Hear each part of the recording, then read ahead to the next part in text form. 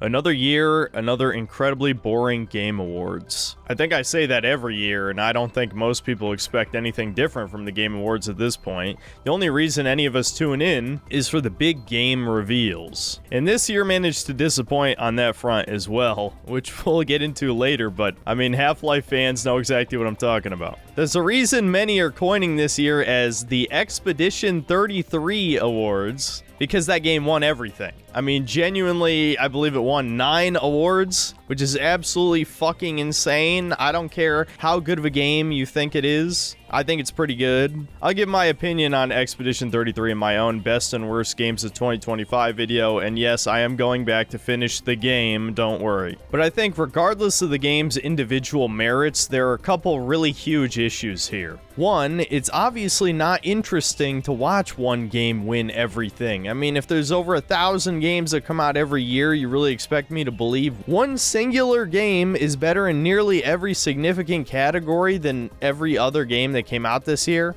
I don't care if it's arguably the greatest game of all time. Ocarina of Time, Super Mario 64, Deus Ex, Half-Life 2, doesn't fucking matter, dude. It would be terrible to watch any one of those games win as many categories as Expedition 33 did. And in the latter's case, there's quite a few of these that are debatable to say the least. The biggest offenders being the 2 indie game categories. This is not an indie game, period. I don't care what definition of the term independent you use. Sandfall is not a fucking indie company. Not only do they have a publisher, Kepler Interactive, the game itself was funded by one of the richest families in France. And even though the core dev team of the game was only 30 people, the development was assisted by well over 300 people from other studios. Not to mention the game's budget is estimated to be $10 million, which I think is severely lowballing it. But even if it is true, what indie company has $10 million to spend funding a video game? Are you serious? This game had a fucking film deal before it was even released. Does that scream indie to you? Team Cherry didn't even show up to the Game Awards because they knew they were going to get screwed over. Silksong was probably the most anticipated indie game of all time. And despite it having mildly mixed reception at launch because it was much more difficult than the first game, I think most people agree it is a quality game and should have been a shoo-in for Best Indie Game. Now, they didn't get completely snubbed. They actually won Best Action Adventure Game, which Jeff Keighley had a very interesting comment about.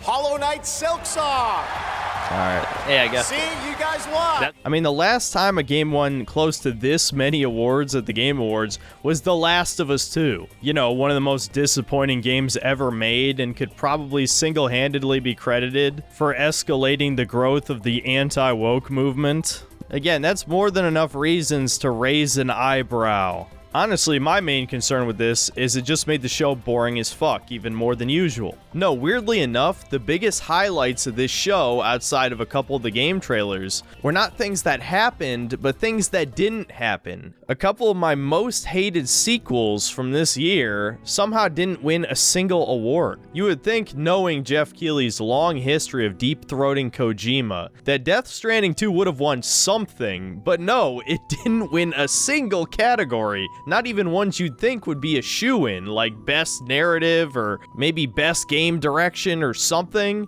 Nope. I guess Jeff's too busy choking on that French cock now. The fact that Daniel Vavra basically sold out his entire original fan base to cater to the lowest common denominator, and the woke crowd for that matter, with all of the blatant historical revisionism and political statements in Kingdom Come Deliverance 2. I made a 4-hour video about it, so obviously I'm not going to cover them all here, but to put it simply, Musa, making Hans gay, and the entire Kuttenberg Jewish quarter subplot. Those are pretty much the biggest 3 subversive elements. If that's not enough for you to be put off by this game, then obviously you're part of the problem. So the fact that it didn't even manage to win a single award at the Game Awards is kind of hilarious. Another game I'm really happy didn't win anything was Silent Hill F, which featured one of the worst combat systems in history, wasn't remotely scary, and had one of the most unlikable protagonists I've ever seen in fiction. It is very telling that so many women and sexual predators pretending to be women identified with the psychotic, entitled bitch who wanted to ride the cock carousel instead of get married to a nice rich guy.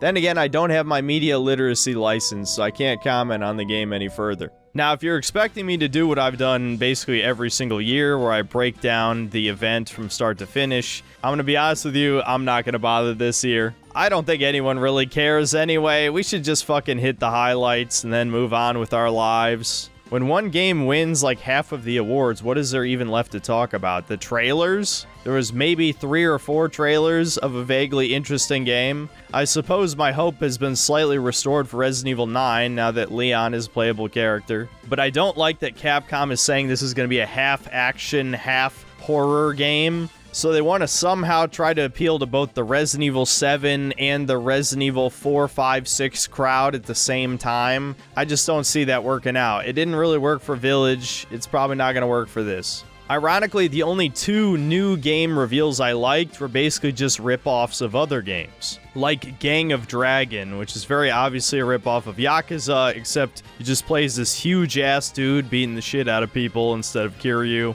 And the other was a rip-off of Cyberpunk 2077 No Law, which, I'll be honest, even just based on this short gameplay, looks like a better game than Cyberpunk, but obviously trailers can be deceiving. As for the other highlight trailers of the show, we saw the triumphant return of Tomb Raider, and Lara's looking a little bit more like her old self, but of course her tits are 2 sizes smaller than they should be, not too surprising. And she actually has 2 different games in development for some reason. I'll be honest, I'm not the biggest Tomb Raider fan. In fact, I infamously spurged out when I was playing the re-release of the first game a year ago. Larian Studios announced their next game, another Divinity game, which definitely raised some eyebrows amongst my fans as, well, let's just say this trailer looked very satanic. The white man is burned alive as all these diverse fantasy creatures have a degenerate orgy and eat slop, and yeah, I don't know.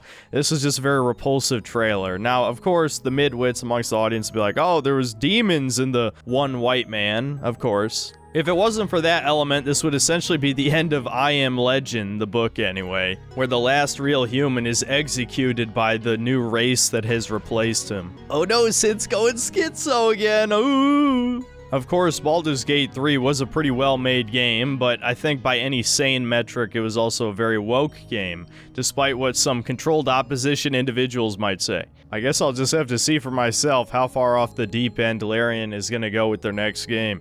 Now, the 2 biggest highlights slash disappointments, depending on how you look at it, actually has nothing to do with what we actually saw at the Game Awards itself. I'm sure many of you have noticed that there have been a lot more Half-Life 3 rumors lately for whatever reason. Now, me personally, I have a policy which is always bet against Half-Life 3. Doesn't matter what game show it is, it's not showing up. And of course, once again, I was right. The problem is that Jeff Keighley himself really fed into the rumors. Over the course of the show, he was hyping up some mystery game reveal, like there was actually going to be something huge shown at the show this year. He also talked about the return of some franchises, which turned out to be the aforementioned Tomb Raider games I brought up, and of course the supposed big hyped reveal, the return of 2D Mega Man, which I'm going to be honest, even though the Mega Man fans are a huge vocal minority sometimes, it's not usually the 2D Mega Man games that they want the return of. They want Mega Man Legends 3, right? There's like 20 plus 2D Mega Man games. We don't really need another one. But even after the disappointment of these 2 overhyped trailers,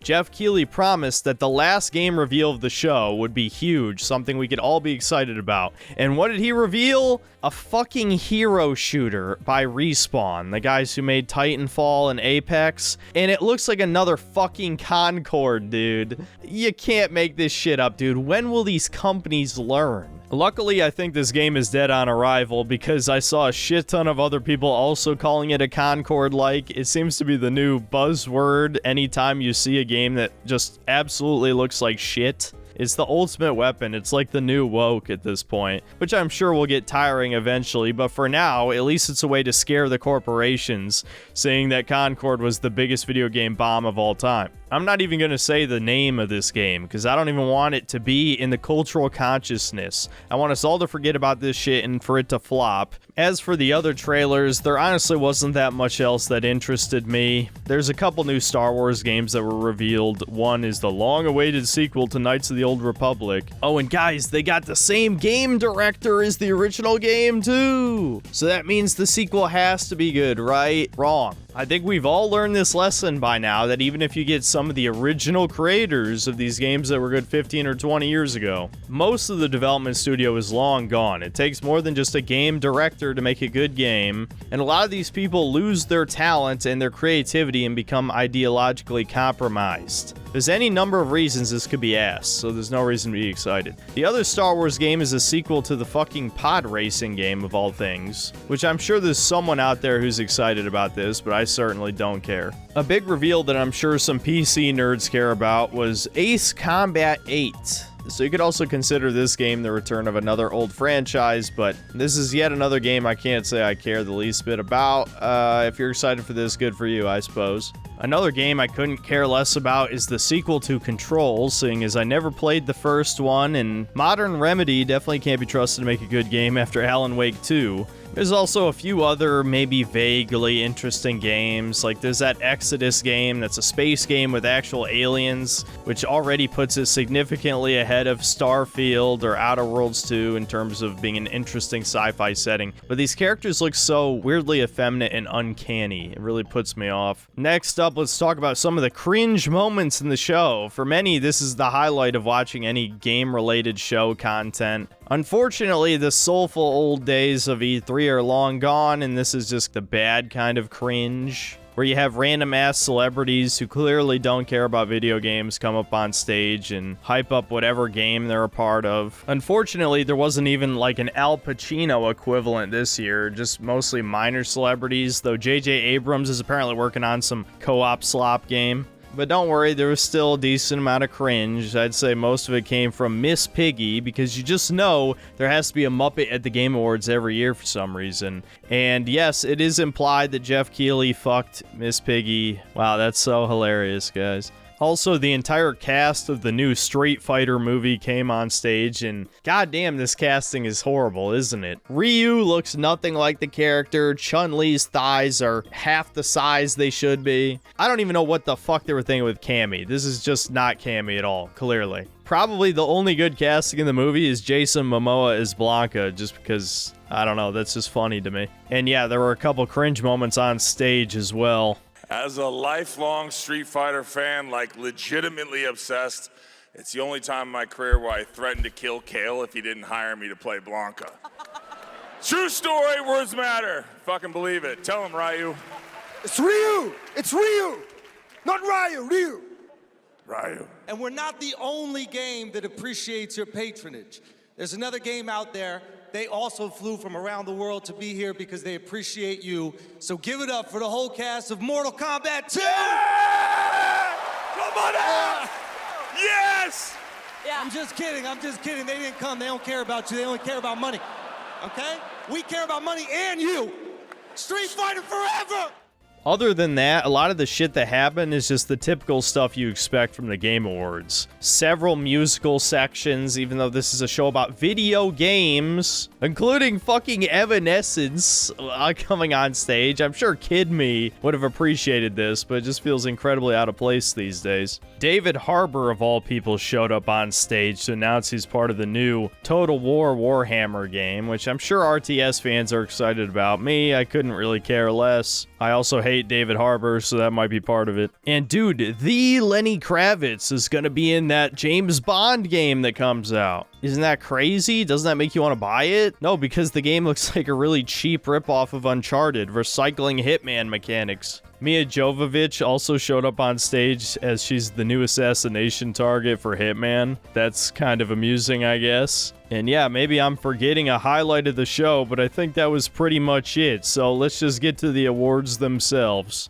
Like I said in the intro, Expedition 33 won so many categories that it kind of feels like a waste of time to even talk about this, but, well, it is an award show, so you would argue that's the whole point of this video, but whatever. As with every year, there's a million filler categories just so so that everyone gets a participation award, like several esports categories, even though no one cares about that shit. The winner of the Content Creator of the Year award, or as I like to call it, the Goodest Goy award, was Moist Critical, which is kind of funny because even he didn't want to win it. Despite the Switch 2 being hated by so many normies, Nintendo somehow managed to win 2 awards this year. The first being Best Family Game, which might as well be a category reserved for Nintendo every year. Donkey Kong Bonanza won, and I'm gonna be honest, if you're playing this shit with your kids, he's gonna end up retarded. This is a fetus game. It's not gonna increase neurological development. No, it's going to melt his brain into Swiss cheese. But the other more absurd category that Nintendo won was Best Racing Game, where people in the crowd literally booed Mario Kart World, and then it somehow won. Strangely enough, Best Adaptation was actually a minor award category this year, and the winner was The Last of Us Season 2 of all things. Everyone hated this shit for the same exact reason they hated The Last of Us 2 when it came out. Are you fucking kidding me? They just did this so they could give Neil Druckmann another award. I guarantee it. What a joke. As with every year, the winner of the Player's Voice Award was a disappointment because Jeff Keighley does absolutely nothing to stop the onslaught of Chinese bots voting in the poll. So once again, a gacha game won. And I'd say most of the other categories are not even worth mentioning. I will say that Expedition 33 won 4 of these, 2 of them being the indie game categories I mentioned before, but it also won Best RPG, which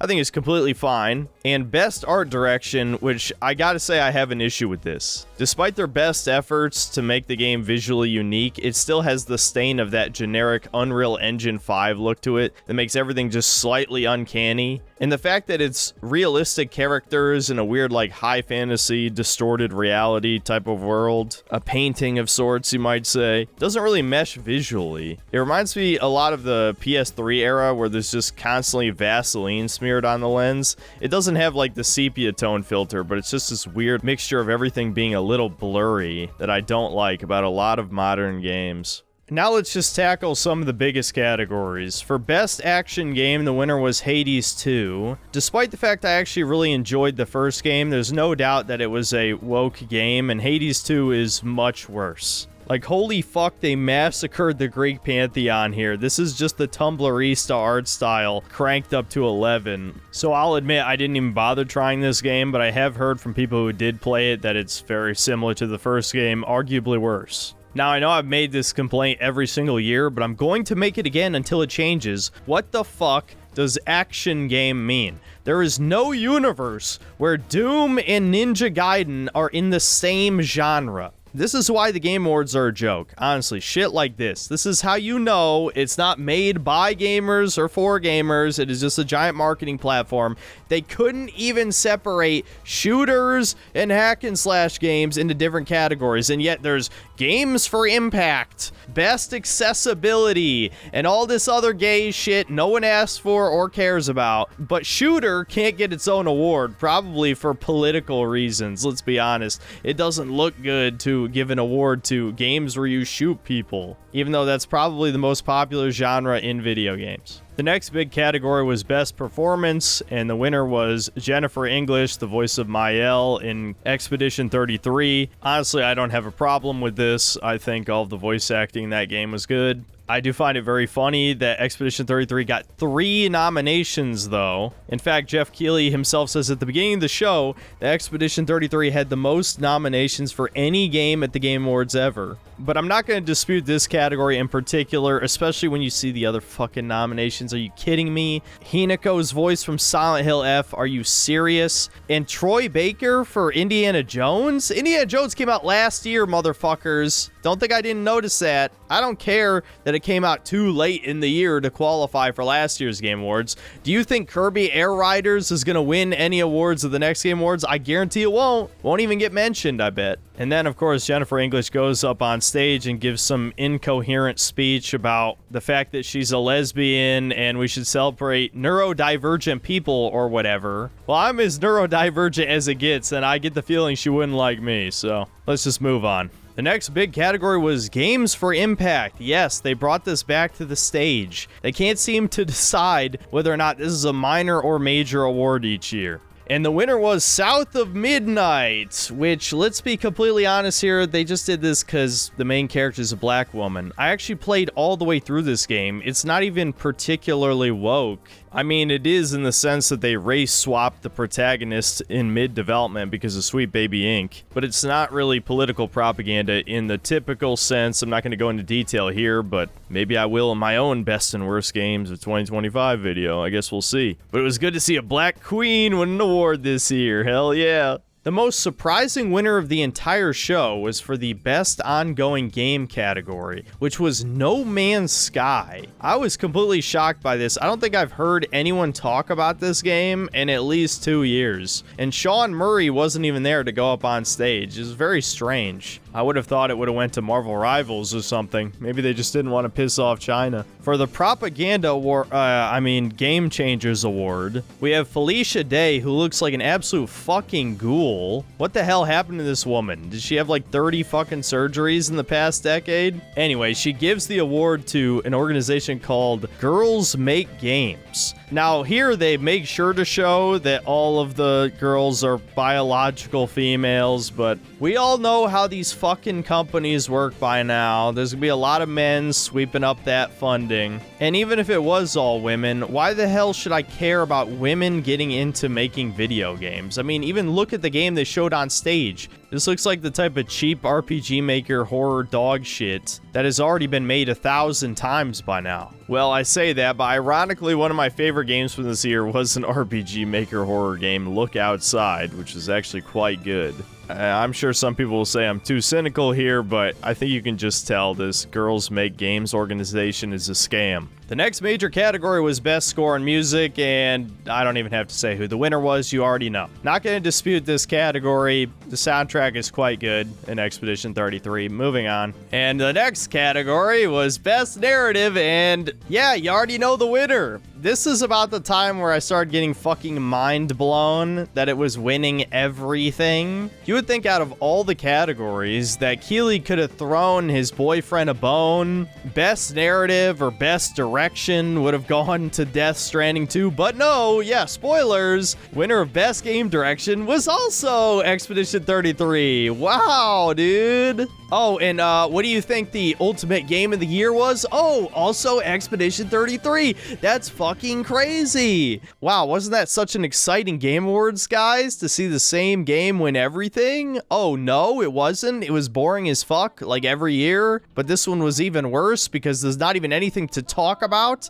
because it's clear that they had one game they had to shill. The sad thing is, I do think Expedition 33 is a good game. Legitimately, I have to keep saying it because there's going to be a shit ton of people who don't watch this video and are just going to say I hate the game like I hate every modern game. I don't hate the game, though to be clear, I don't love it either. Obviously, there's a good reason why I just kind of stopped playing it and never went back to it. Mostly just because it's not really my thing. I think half of the appeal of RPG games is the tactical element, and it's clear this is much more like the Mario and Luigi or Paper Mario games, where there's very little actual strategy to the combat. And of course, it is yet another movie game with an absolutely excessive amount of cutscenes, and it's almost as linear as Final Fantasy X. You're just walking down hallways, fighting a select few enemies, then watch another cutscene, so on and so forth. And you should know by now, I'm not a huge fan of that type of game. That's besides the point. I do think it is a well-made game and has an interesting story, and yes, I've already been spoiled at the ending. Not going to talk about that right now. The point is, because Expedition 33 was so heavily shilled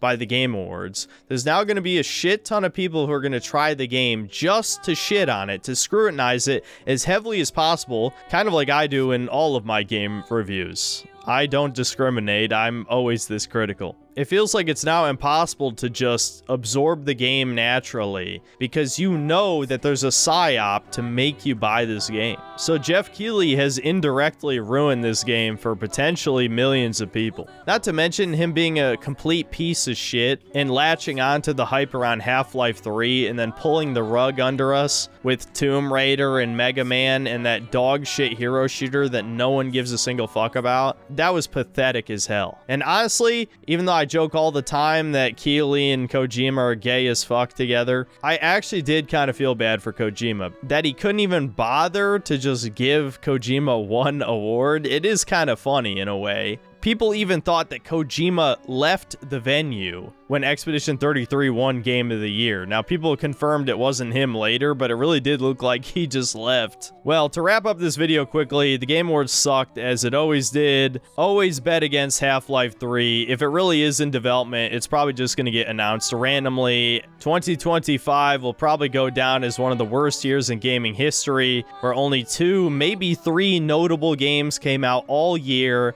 And even though I think there's a pretty compelling argument to be made that Expedition 33 is Game of the Year, I don't think it will be remembered as one of the greatest games ever made. In fact, I doubt it will even be remembered as one of the greatest RPGs of all time. As for how I would rank my own best and worst games, I suppose you'll have to find out yourself in a couple weeks when I release my own best and worst games of 2025 video. But of course, the next video won't be that. It will be a review of Episode 1 of Fallout Season 2, so look forward to that, I suppose. See you next time, guys.